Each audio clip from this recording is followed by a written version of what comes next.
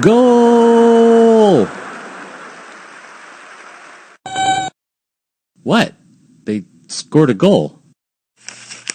Dear Tim and Moby, my dad has a poster of Pele in his office.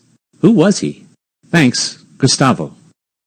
Millions of people around the world consider Pele to be the greatest soccer player of all time. Actually, they'd say he's a football player, since that's what soccer is called outside the U.S. Born Edison Arantes dos Nascimento in 1940, Pele was raised in the town of Bauru, Brazil. Pele was a childhood nickname that one of his classmates came up with, and for some reason, it stuck. Actually, growing up, Pele's family was too poor to afford a real soccer ball. So he learned to play by kicking around a grapefruit, or a sock stuffed with newspaper. But that didn't stop his natural talent from shining through. Pele was an excellent dribbler and passer, and his powerful legs made him an awesome goal scorer. At 13, Pele was discovered by Waldemar de Brito, a retired player who was looking for the next generation of up-and-coming stars. 2 years later, de Brito took him to the city of Santos to try out for a professional soccer team.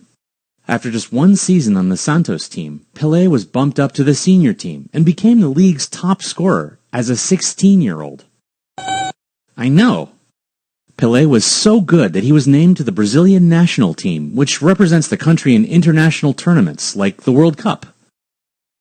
In the 1958 World Cup, Pele, aged 17, set all sorts of records. He became the youngest player in World Cup history, the youngest to score a World Cup goal, and the youngest to play in a World Cup final match. He scored 6 goals in all, while leading Brazil to its first World Cup championship. It was Pele's first big splash on the international stage, and his legend grew from there. He played in 3 more World Cups, 2 of which were won by Brazil. Well, after Pele's second World Cup in 1962, many of the best teams in Europe tried to lure him away with huge contract offers. The last thing Brazil wanted was to lose its biggest star, so the government actually declared Pele an official national treasure to keep him from leaving. Pele spent the next 10 years playing for Santos, and on November 19, 1969, he reached a major milestone, his 1,000th goal. Fans all over Brazil celebrated the goal they called O Milésimo, or the 1,000th. After the 1972 season, Pele retired from Santos, ending a 17-year career with the team. But 2 years later, he came out of retirement to join the New York Cosmos of the North American Soccer League.